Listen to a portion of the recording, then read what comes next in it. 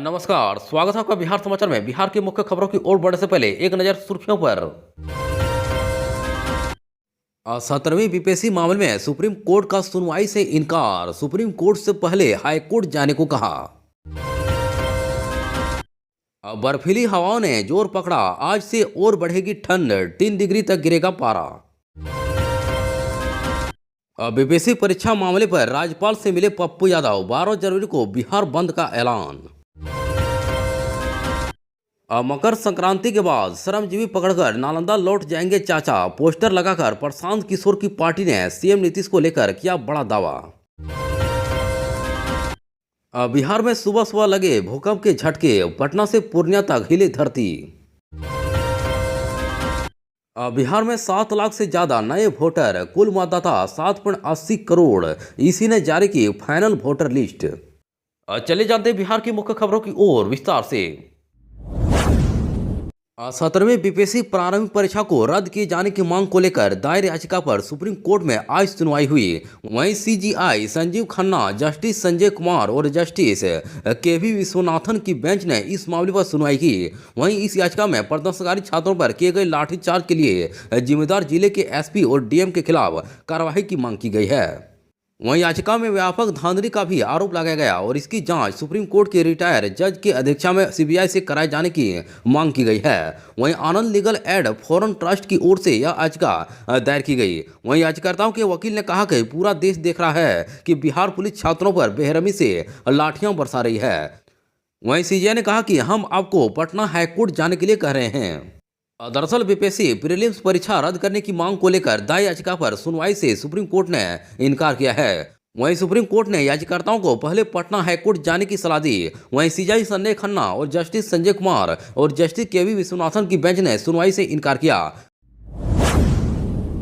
बिहार में बर्फीली पछुआ हवा के कारण ठंड में बढ़ोतरी होने के आसार हैं। वहीं सोमवार देर रात से प्रदेश और पछुआ हवा का प्रभाव शुरू हुआ, जो मंगलवार से जोर पकड़ेगा। इसके प्रभाव से अगले 3 दिनों के दौरान न्यूनतम तापमान में 2 से 4 डिग्री सेल्सियस की गिरावट आएगी। वहीं मंगलवार को सुबह के समय पटना सहित प्रदेश में घना कोहरा छाया रहेगा। वहीं जिस कारण क्षैतिज दृश्यता 150 से 200 मीटर के बीच रहने के आसार हैं।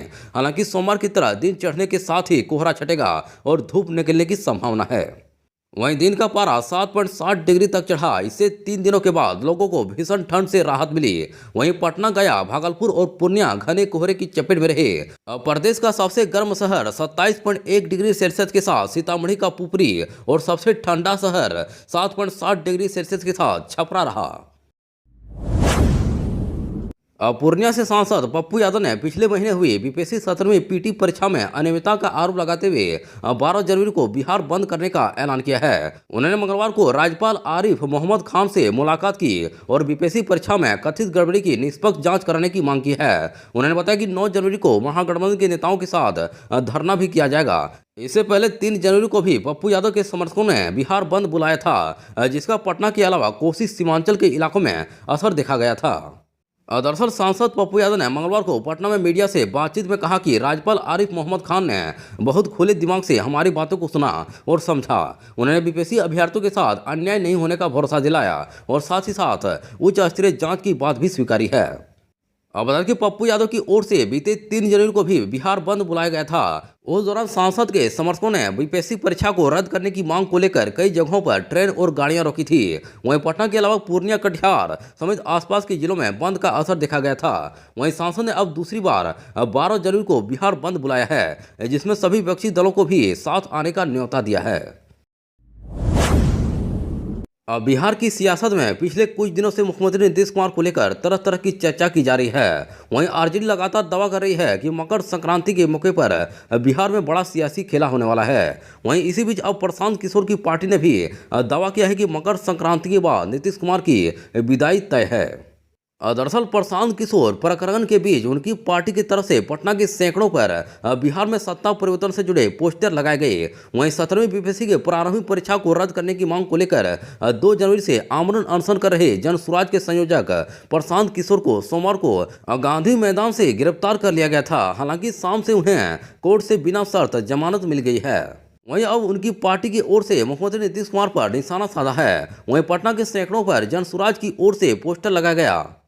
वहीं पटना की सड़कों पर जनसुराज की ओर से पोस्टर लगाए गए हैं। वहीं जनसुराज के नेता बैनर पोस्टर के माध्यम से नीतीश कुमार को घेरते दिख रहे हैं। वहीं प्रशांत किशोर की पार्टी के नेता विकास कुमार ज्योति की तरफ से लगाए गए बैनर में मकर संक्रांति के बाद बिहार में सत्ता परिवर्तन का दावा किया गया है। वहीं पोस्टर में लिखा गया है कि कुछ लेकर जाएंगे कुछ देकर जाएंगे। इस बैनर में मुख्यमंत्री नीतीश कुमार की एक तस्वीर ट्रेन के ऊपर लगाई गई है। वहीं ठीक नीचे लिखा गया है मकर संक्रांति के बाद श्रमजीवी ट्रेन पकड़कर चाचा जी नालंदा लौट जाएंगे। कुल मिलाकर बिहार में छात्र आंदोलन के दौरान जहां प्रशांत किशोर सियासत का केंद्र बने हुए हैं, वहीं अब उनकी पार्टी के नेता भी नीतीश कुमार पर हमलावर हो गए हैं। वहीं मकर संक्रांति के बाद मुख्यमंत्री को उनके गृह जिले वापस लौटने की बात कर रहे हैं। बिहार में मंगलवार सुबह भूकंप के झटके महसूस हुए हैं। वहीं राजधानी पटना से लेकर मुजफ्फरपुर, समस्तीपुर, पूर्णिया, भागलपुर, मुंगेर, वैशाली सहित कई जिलों में धरती हिली। वहीं सुबह सुबह झटके लगने से लोग अचानक नींद से जग गए। वहीं कई जगहों पर तो लोग डर के मारे अपने घरों के बाहर भी आ गए। वहीं आपदा प्रबंधन विभाग के अनुसार बिहार में अभी तक क्षति की सूचना नहीं है। जानकारी के अनुसार मंगलवार सुबह करीब 6:38 पर भूकंप के झटके लगे। वहीं बिहार के कई जिलों में लोगों ने यही झटके महसूस हुए। वहीं बिहार में रिएक्टर पैमाने पर भूकंप की तीव्रता 5.3 बताई जा रही है। इसका केंद्र नेपाल की सीमा के पास तिब्बत में रहा। हालांकि तिब्बत में भूकंप की तीव्रता 7.1 मापी गई है। वहीं पटना में भूकंप महसूस होने के बाद डर के मारे लोग अपने अपार्टमेंट से बाहर निकल गए। वहीं सुबह सुबह ठंड में सड़कों पर भीड़ जमा हो गई। दरअसल सीवान, सुपौल और गोपालगंज में भी भूकंप के झटके महसूस होने की सूचना है। फिलहाल कहीं से कहीं के हताहत होने की कोई खबर नहीं है। भारत निर्वाचन आयोग (ईसीआई) ने मंगलवार को बिहार की फाइनल वोटर लिस्ट जारी की है, जिसके मुताबिक राज्य में कुल मतदाताओं की संख्या 7.80 करोड़ है, जिसमें से 4.07 करोड़ पुरुष मतदाता और 3.72 करोड़ महिला मतदाता हैं, जबकि थर्ड जेंडर के 2104 मतदाता हैं। वहीं नई वोटर लिस्ट में 7,94,000 वोटर की बढ़ोतरी हुई है। वहीं जबकि 4,09,000 लोगों के नाम हटाए भी गए हैं, जो मृतक मतदाताओं और डुप्लीकेट लिस्ट में शामिल थे। वहीं मतदाता सूची में लिंग अनुपात 914 है। वहीं राज्य निर्वाचन विभाग ने कहा कि मतदाता सूची में लिंग अनुपात में इजाफा देखा गया है। वहीं लिंग अनुपात 1000 पुरुष मतदाताओं के मुकाबले पंजीकृत महिलाएं मतदाताओं की संख्या में है। दरअसल लिंग अनुपात 1000 पुरुष मतदाताओं के मुकाबले पंजीकृत महिला मतदाताओं की संख्या है। दरअसल मतदाता सूची में संशोधन के दौरान 3.25 लाख पुरुष मतदाता और 4.69 लाख महिला मतदाताओं की वृद्धि हुई है। दरअसल यह संशोधन एक विशेष सॉफ्टवेयर प्रोग्राम चलाकर सभी पात्र मतदाताओं के नाम जोड़ने और मृत मतदाताओं के नाम हटाने और मतदाता सूची में डुप्लीकेट परिस्थितियों का पता लगाने के लिए किया गया है। वहीं अधिकारियों ने बताया कि मतदाता सूची के प्रारूप प्रकाशन के नाम जोड़ने और हटाने के संबंध में दावे और आपत्तियां मांगी गई थी।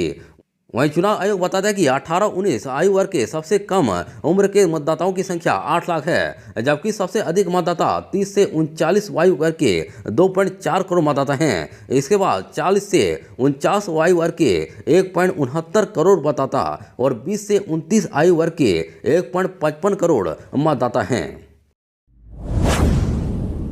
कोरोना के 5 साल बाद फिर चीन में फिर एक नई बीमारी ह्यूमन मेटेन्यू वायरस यानी कि HMPV सामने आई है। वहीं भारत में 6 जनवरी को HMPV वायरस के 6 केस सामने आए हैं। दरअसल भारत में इस वायरस का केस मिलने के बाद बिहार सरकार अलर्ट हो गई है। इसे लेकर स्वास्थ्य विभाग ने एडवाइजरी जारी की है। इसे लेकर तैयारी करने को कहा गया है कि यदि HMV केस बिहार में बढ़ता है इसे लेकर तैयारी करने को कहा गया है कि यदि HMPV केस बिहार में बढ़ता है तो तब अस्पतालों में फ्लू कॉर्नर की व्यवस्था पहले से करनी होगी। वहीं अस्पतालों में RT-PCR जांच की व्यवस्था भी करने को कहा गया है। वहीं बिहार के स्वास्थ्य मंत्री मंगल पांडे ने अपने विभाग के अधिकारियों को कई आवश्यक निर्देश भी दिए हैं। दरअसल स्वास्थ्य मंत्री श्री मंगल पांडे ने कहा कि HMV संक्रमण को लेकर स्वास्थ्य विभाग अलर्ट मोड में है। इसे सतर्कता बरतने और इसके प्रभावी प्रबंधन के लिए स्वास्थ्य विभाग ने दिशा निर्देश जारी किया है। वहीं मंगल पांडे ने कहा कि HMV से बचाव के लिए कोविड-19 जैसे प्रोटोकॉल का पालन करना आवश्यक है, जिसमें नियमित रूप से हाथ धोना, खांसते छींकते समय मुंह ढकना, संक्रमित व्यक्तियों से दूरी बनाए रखना और उनकी उपयोग की वस्तुओं को साफ रखने शामिल है। अब बिहार में राशन दुकानों की निगरानी अब इस ऐप से होगी। वहीं खाद्य एवं उपभोक्ता संरक्षण विभाग के अधिकारी 1 जनवरी से इसी ऐप के जरिए निरीक्षण करेंगे। इसको लेकर विभाग के मंत्री PDS प्रकाश ऐप का लोकार्पण किया। इसके अलावा उपभोक्ता जागरूकता विवरणिका तथा आपूर्ति पदाधिकारियों की सिविल लिस्ट पुस्तिका का विमोचन भी किया। अब पीडीएस प्रकाश ऐप से जन वितरण निरीक्षण प्रणाली को प्रभावी और मजबूत बनाने में मदद मिलेगी। दरअसल जानकारी के अनुसार पीडीएस प्रकाश ऐप से अधिकारियों को राशन दुकानों की जांच करने में सुविधा होगी। वहीं लाभुकों को फीडबैक की बेहतर मॉनिटरिंग हो पाएगी। उनकी समस्याओं का त्वरित समाधान होगा। दरअसल यहां से सीधे उत्पादक से समस्या के समाधान की व्यवस्था है। वहीं इन दोनों विकल्पों का चयन करने के बाद भी उपभोक्ताओं की समस्या का समाधान नहीं मिले, तब उन्हें उपभोक्ता फोरम में शिकायत दर्ज करनी चाहिए। दरअसल इस ऐप गूगल प्ले स्टोर पर उपलब्ध है। उन्होंने राज्य खाद्य व असैनिक आपूर्ति निगम कार्यालय में ई ऑफिस प्रणाली का भी शुभारंभ किया। इसके जरिए खाद्य व असैनिक आपूर्ति कार्यालय के काम में तेजी और पारदर्शिता आएगी। वहीं प्रधान सचिव ने कहा कि किसी भी वस्तु अथवा सेवा में त्रुटि हो तो उपभोक्ता को सबसे पहले कस्टमर केयर शिकायत करनी चाहिए। अगर वहां से उपभोक्ता को समाधान न मिले तब उपभोक्ता को टोल फ्री नंबर 1915 पर डायल कर अपनी शिकायत दर्ज करनी चाहिए। यहां 17 भाषाओं में शिकायत दर्ज कराने की सुविधा है।